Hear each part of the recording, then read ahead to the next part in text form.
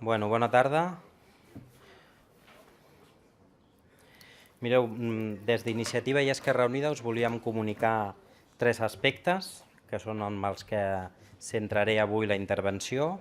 El primer, l'anunci d'aquest matí, d'aquest migdia, d'unes noves retallades a la retribució dels empleats públics. Després us parlaré també de la ILP de la renda mínima garantida i, finalment, de la interpel·lació que farem al grup parlamentari d'Iniciativa Esquerra Unida en el ple de demà sobre les anunciades retallades també en educació, en el tancament d'algunes escoles públiques de Catalunya i especialment en determinades línies de P3 al país. Començo, com us he dit, per l'anunci fet aquest matí pel portaveu del govern, Francesc Homs, aquest migdia, que ha informat de l'acord aprovat pel govern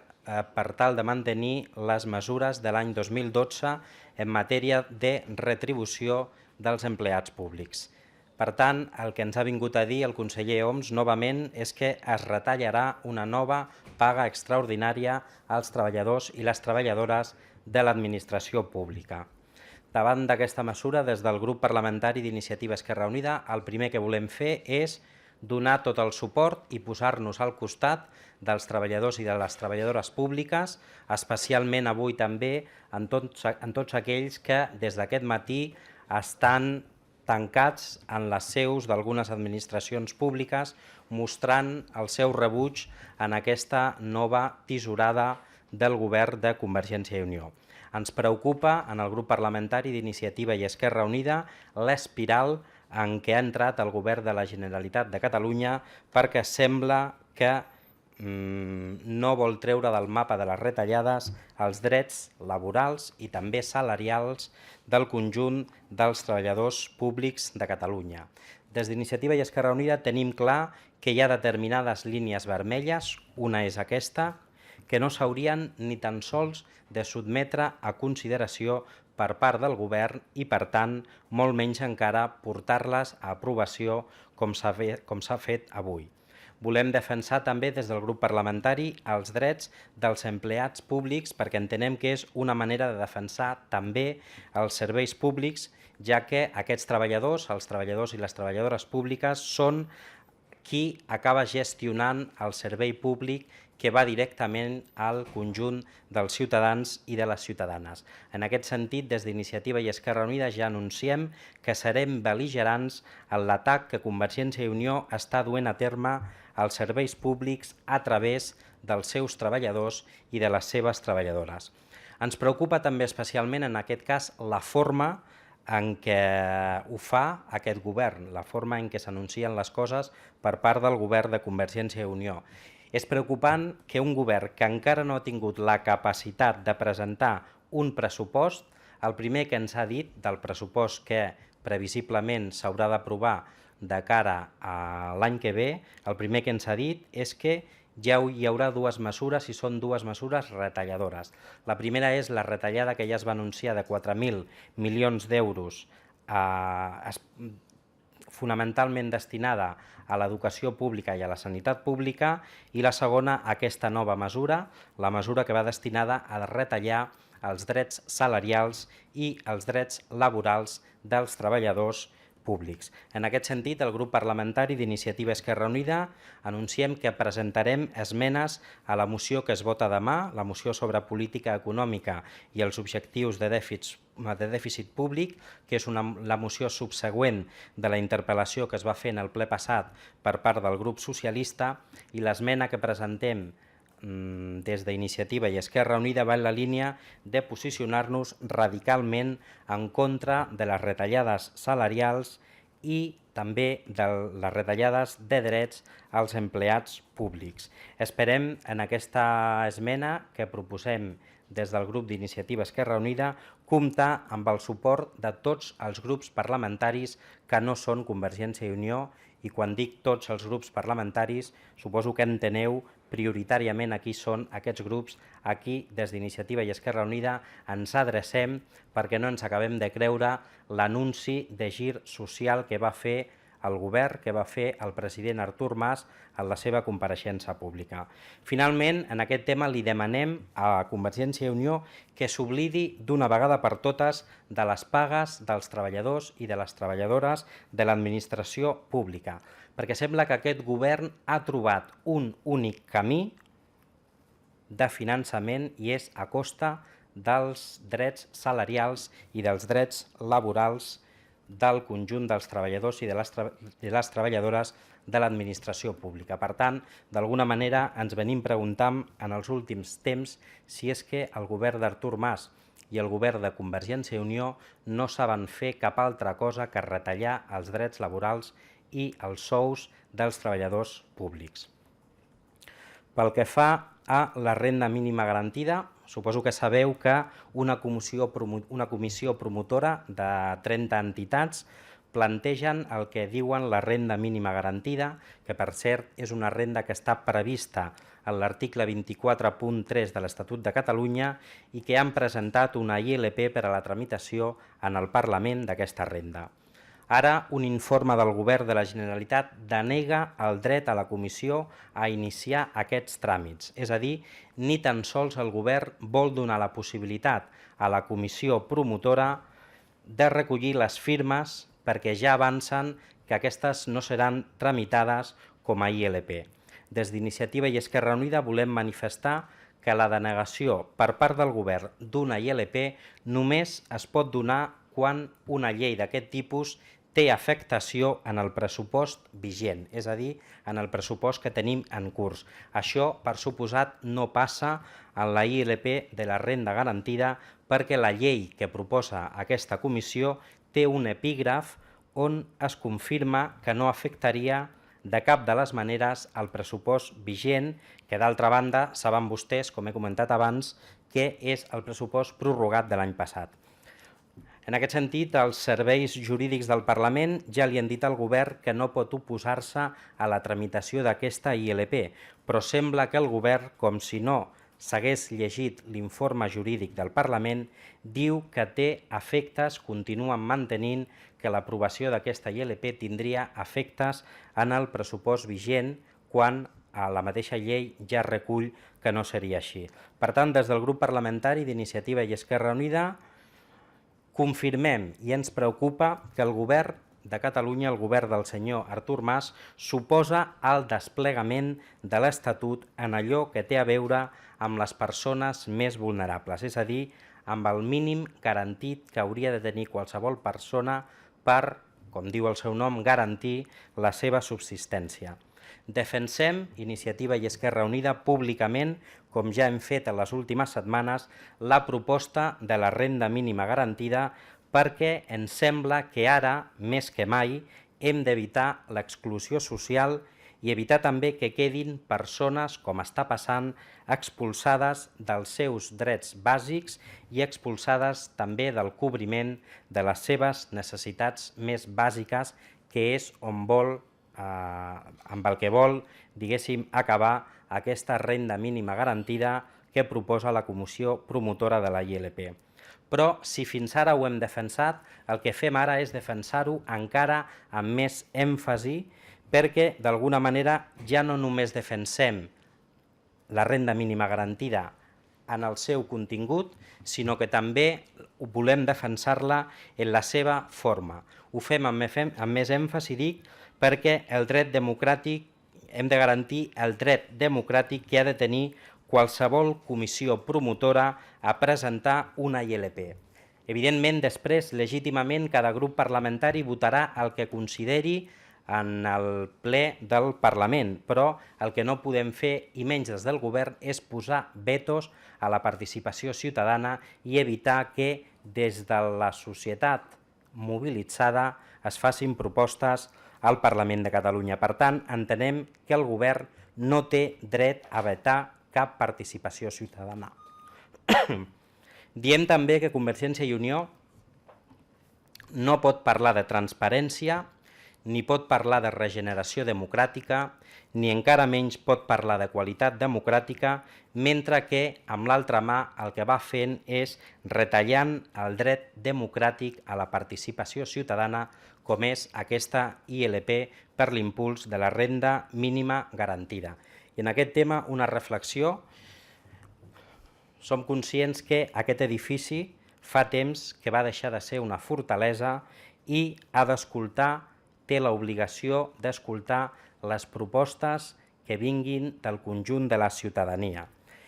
I si no es fa així, si el govern evita escoltar aquestes propostes, l'únic que estarà demostrant és que manté el seu grau d'insensibilitat cap als més vulnerables, cap als catalans i les catalanes més vulnerables en un moment com aquest, on la situació econòmica està colpejant cada vegada amb més força aquelles persones que no tenen la renda mínima per subsistir i que, per tant, són persones que acaben sent expulsades de la normalitat social que a tots se'ns hauria de garantir. I per últim us parlo també de la interpel·lació que farem des del grup parlamentari d'Iniciativa Esquerra Unida en aquest ple. Té a veure amb l'anunci fet la setmana passada per la consellera Rigau sobre el tancament d'entre 5 i 7 escoles públiques i el tancament de 73 línies de P3 a Catalunya, entre 62 i 63 línies de P3 de l'escola pública i 11 o 12 de l'escola privada concertada. Dir-vos també que aquests dies el grup parlamentari, alguns diputats i diputades del grup parlamentari d'Iniciativa i d'Esquerra Unida hem visitat algunes d'aquestes escoles públiques, hem vist des de prop, que és com s'han de visitar, la realitat d'aquests projectes educatius innovadors. Acostumen a ser escoles amb un projecte d'escola de proximitat, és a dir, on hi ha una forta implicació del conjunt dels pares i les mares, en definitiva del conjunt de les famílies d'aquesta escola pública, i el que hem fet com a grup parlamentari primer de tot és donar suport a totes les AMPAs que estan mobilitzades amb alguns tancaments a escoles públiques de Catalunya. Hem donat suport, evidentment, al claustre de professors perquè també estaran afectats per aquesta nova mesura retalladora del govern de Convergència i Unió i, evidentment, hem donat també suport a l'entorn perquè són escoles, com us dic, amb uns projectes educatius lligats a l'entorn i que, per tant, no només seran els alumnes els qui patiran aquestes conseqüències, sinó tot el barri, tot el poble, tota la ciutat, tot el districte es veuran greument afectats per aquest tancament d'aquestes escoles. Davant d'això, dir-vos primer de tot que ens preocupa novament la forma en què la consellera Rigau posa de manifest la seva prepotència administrativa. No es poden comunicar les coses saltant-se a la comunitat educativa com està fent la consellera Rigau des que va prendre possessió del seu càrrec la legislatura passada. Irene Rigau no ha tingut en compte les AMPAs d'aquestes escoles, no ha tingut en compte els claustres d'aquestes escoles, no ha tingut en compte els equips directius d'aquestes escoles i tampoc ha tingut en compte els ajuntaments d'aquestes localitats que, en definitiva, són les administracions que tenen delegades les competències de planificació escolar. Per tant, en les trobades que hem fet en els centres educatius que previsiblement es tancaran, el que ens diuen les AMPAs és que es van enterar del tancament de l'escola el mateix dia a través dels mitjans de comunicació. Els mestres de les escoles que previsiblement es tancaran es van assabentar del tancament d'aquestes escoles a través dels mitjans de comunicació i això impedeix i molt una bona tasca de planificació de les escoles públiques a Catalunya i en el municipi en concret. Dir també que des d'Iniciativa i Esquerra Unida considerem que no és tolerable el tancament d'una escola pública mentre es mantenen ofertes d'escola concertada i d'escola privada concertada a les mateixes zones d'escolarització. És a dir, una mateixa zona d'escolarització on previsiblement hi haurà una davallada demogràfica, el que ha prioritzat el Departament d'Ensenyament és tancar l'escola pública i mantenir el concert de l'escola privada concertada. Per tant, al darrere d'aquesta proposta i d'aquest anunci fet per la consellera Rigau, el que hi ha és clarament una voluntat ideològica de Convergència i Unió i de la consellera Rigau en primera persona de desmantelar l'escola pública a Catalunya. Mostrem també la nostra preocupació des d'Iniciativa i Esquerra Unida perquè el tancament d'una línia de P3 suposa, en un marge de 5 o 6 anys, el previsible tancament d'una nova escola pública. És a dir, el que avui és la retallada d'una línia de P3, d'aquí a 4, 5 o 6 anys es pot convertir en el tancament d'una nova escola pública en benefici de l'escola concertada de la mateixa zona d'escolarització. En definitiva, donem suport a totes les mobilitzacions en defensa de l'escola pública, ja que la voluntat de la consellera Rigau no és cap altra que sotmetre l'escola pública als interessos de determinades escoles concertades, precisament aquelles que no tenen la capacitat de vehicular les necessitats educatives especials. Per tant, en aquest sentit, anunciem com a grup parlamentari que hem presentat al llarg d'aquesta setmana i acabarem de presentar, perquè encara estem treballant algunes d'aquestes en el dia de demà, propostes de resolució per cadascuna de les escoles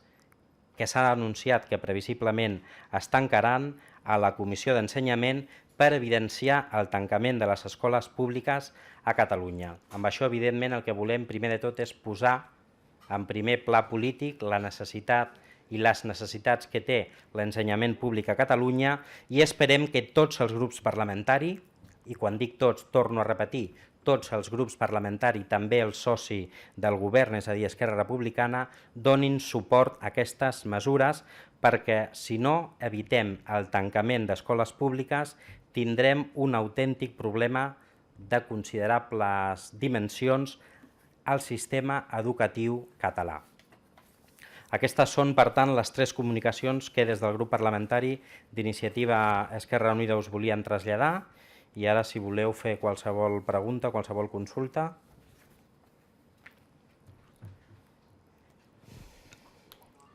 Quina valoració feu des de la coalició del vot que el PSC farà aquesta tarda al Congrés sobre el dret a decidir i les divisions que s'estan produint, com la de Carme Chacón, que ja ha anunciat que no seguiria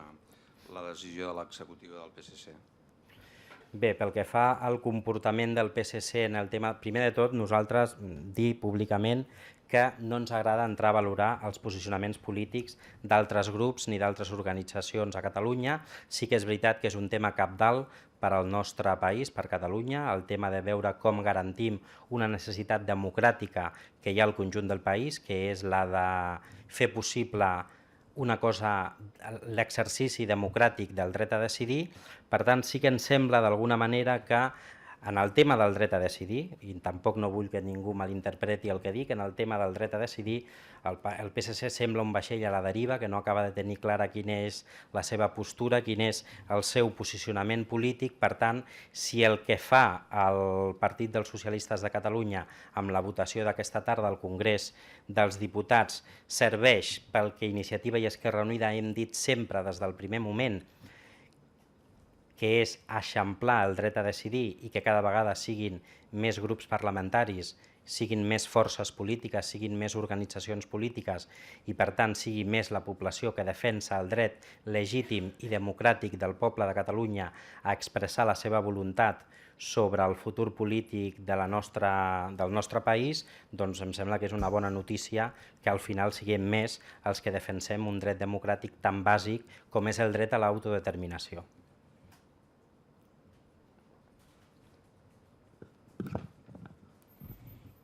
Podria fer també en castellà una valoració del que deia al principi de la retallada en el sou dels funcionaris i d'això últim del PSC també.